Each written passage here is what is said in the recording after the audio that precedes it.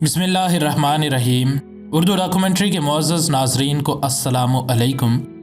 नाज़रीन गिरामी, आज हम आपको फ़ोन नंबर की ईजाद के बारे में दिलचस्प बातें बताएंगे, लेकिन हस्ब रवायत वीडियो को शुरू करने से पहले अगर आप उर्दू डॉक्यूमेंट्री के नए नाज़रीन में से हैं तो हमारे चैनल को सब्सक्राइब कर लें और सब्सक्राइब के बटन के साथ घंटी के निशान को दबाना ना भूलें ताकि हमारी हर नई आने वाली वीडियो तसलसल व तवातुर के साथ आपको मौसूल होती रहे। नाज़रीन गिरामी, फ़ोन नंबर ईजाद किए जाने से पहले फ़ोन कॉलें फ़ोन के मालिक के नाम के ज़रिए की जाती थीं। जिस शख्स ने किसी को कॉल करना होती वो एक्सचेंज में मौजूद ऑपरेटर को अपने मतलूबा शख्स का नाम बताता।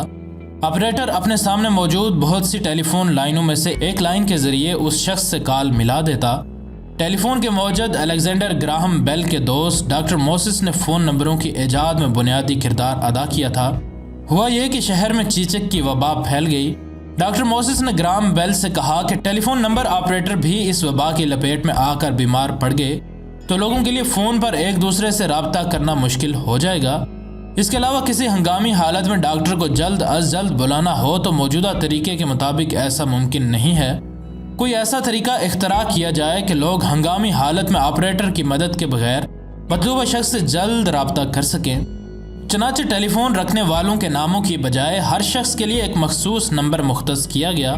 टेलीफोन नंबर पहली बार अमेरिका में 1879 से 1880 के दरमियानी अरसे में इस्तेमाल किए गए। यह निज़ाम इतना पसंद किया गया और इतना कार आमद साबित हुआ कि इसे आज भी इस्तेमाल किया जाता है।